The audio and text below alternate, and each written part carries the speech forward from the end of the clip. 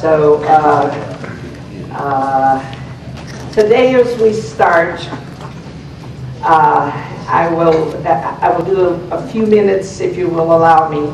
I'm normally, over the years, have been accompanied by my husband, Howard, who, over a 62-year period, loved me and I loved him. He died the 30th of April. So today I dedicate this to Howard, who was my support, my chauffeur, my lover, my one and all, everything. And I'm reaching for something, and it's getting interfered with here.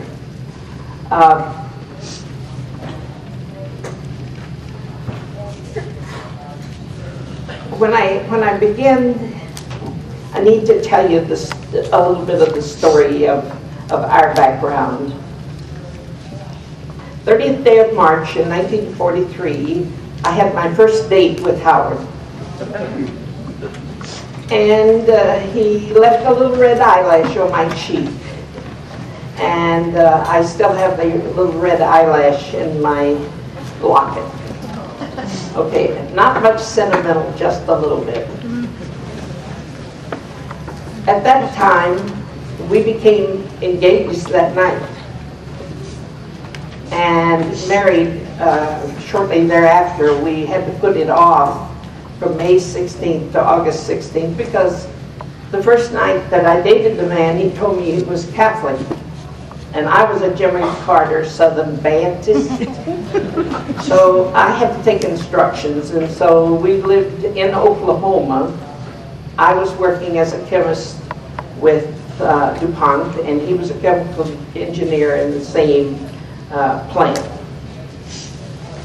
So we had that first date, and we decided that night that we were meant for each other. I worked in a laboratory with 80 men. I was the only female chemist. And so I sort of knew men pretty good. And I absolutely picked the best. August 16th we married. And this last August would have been our 62nd anniversary. And the commitments that were made that night were commitments that lasted the entire 62 years. His funeral, I had an experience that I want to share with you. Prior to going to the church for the funeral mass, a young man walked up to me at the funeral home, and he said, you know, this is a young man with a disability, and he said, you know, I love The Wizard of Oz. It is just my favorite. And he said, you know, the Tin Man didn't have a heart. Howard did.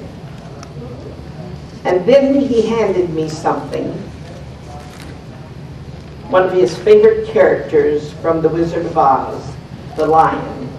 And he handed me this little miniature lion, and he said, today you will need courage. And that is what the lion represented in The Wizard of Oz. Courage. And I carried that in my hand all through the services. And it is one of the most significant things to me when I think in terms of what persons with disabilities and their sensitivity can mean. So today I bring to you the Wizard of Oz lion for courage. You too need a lion for the courage for the work that we're in and the work that we do in the field of sexuality and persons with disabilities. And before we can address that, we have to address our own sexuality We have to understand where we came from and why we have the sexual attitudes that we do. And if we don't, we cannot, unless we come to terms with our own sexuality, we're not going to be able to deal with the sexuality of somebody else.